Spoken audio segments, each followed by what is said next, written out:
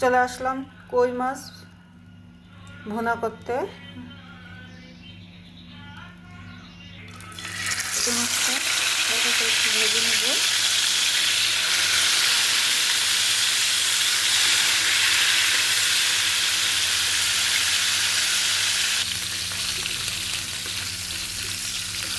মাছটাকে উঠিয়ে দিচ্ছি।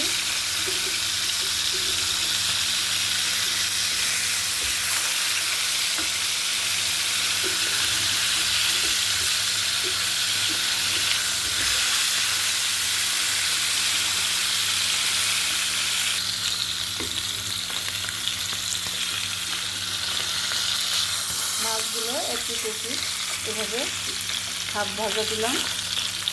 রান্না করার মাছ, ভুনা করার মাছ বেশি একটা ভাজতে হয় না, হালকা করে ভেজে নিতে হয়।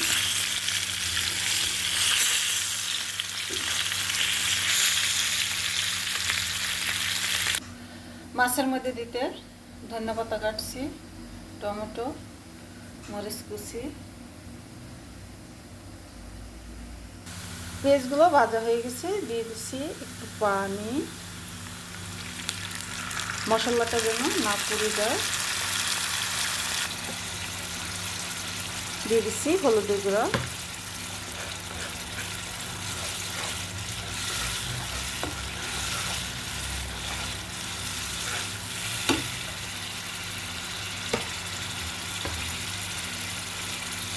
দিয়ে দিলাম জিরের গুঁড়ো, দিয়ে দিচ্ছি শুকনো মরিচের গুঁড়ো,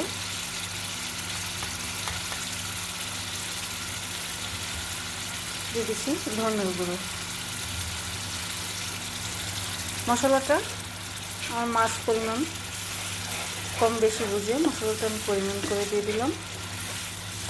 আর আমার রান্নায় কখনো হলুদ মরিচ বেশি হয় না।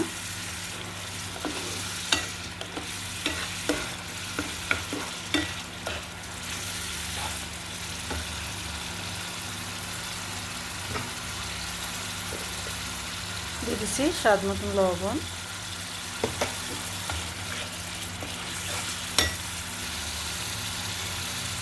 দিয়ে দিচ্ছি কাঁচামরিচ দিচ্ছি, সাথে দিয়ে দিচ্ছি টমেটোগুলো।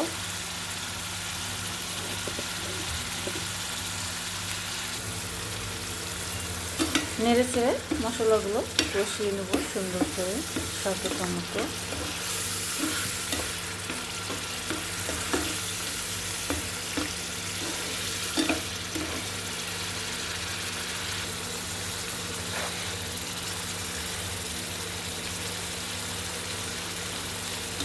টমেটোগুলো হাফ কষিয়ে নিলাম, এখন আমি মাছগুলো দিয়ে কষিয়ে নিব।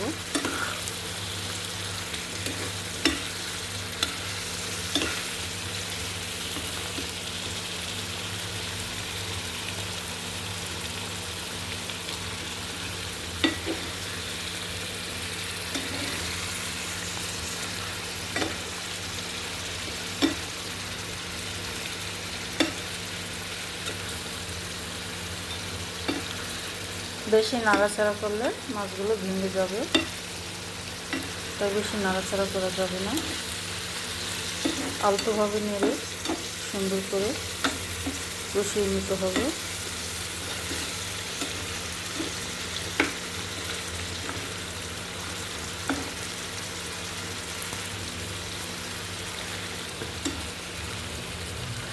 মাছগুলো কষানো হয়ে গেছে,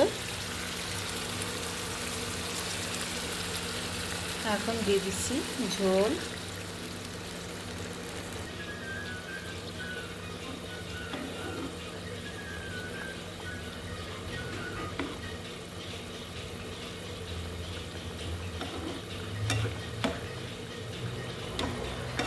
মশলাটা জাল হবে, যতটুকু ঝোল দিয়েছি ঝোলটা শুকিয়ে যাবে।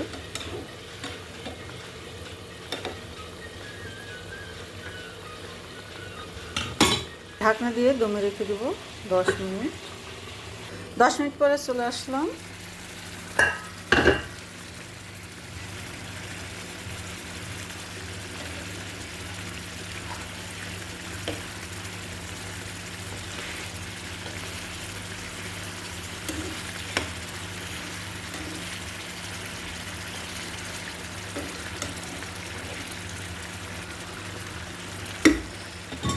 আমি এখন দিয়ে দিচ্ছি ধনিয়া পাতা।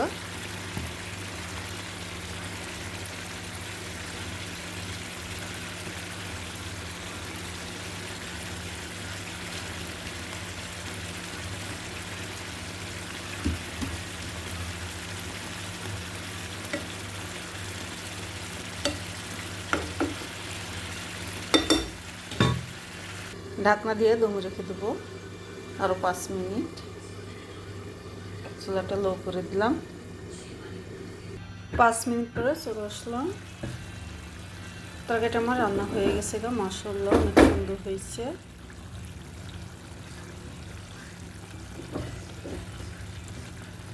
তা রান্নাটা আমার কেমন হলো সবাই কমেন্ট বক্সে কমেন্ট করে জানিয়ে দিবেন। ভালো লাগলে লাইক দেবেন, শেয়ার করবেন, সাবস্ক্রাইব করবেন। চাইলে আমার মতন করে এভাবে কই মাছ রান্না করে খেয়ে দেখতে পারেন, আশা করি ভালো লাগবে। আগামীতে দেখা হবে আবার নতুন কোনো রেসিপি নিয়ে ইনশাআল্লাহ। তা ভালো থাকেন, সুস্থ থাকেন, খোদা হাফেজ।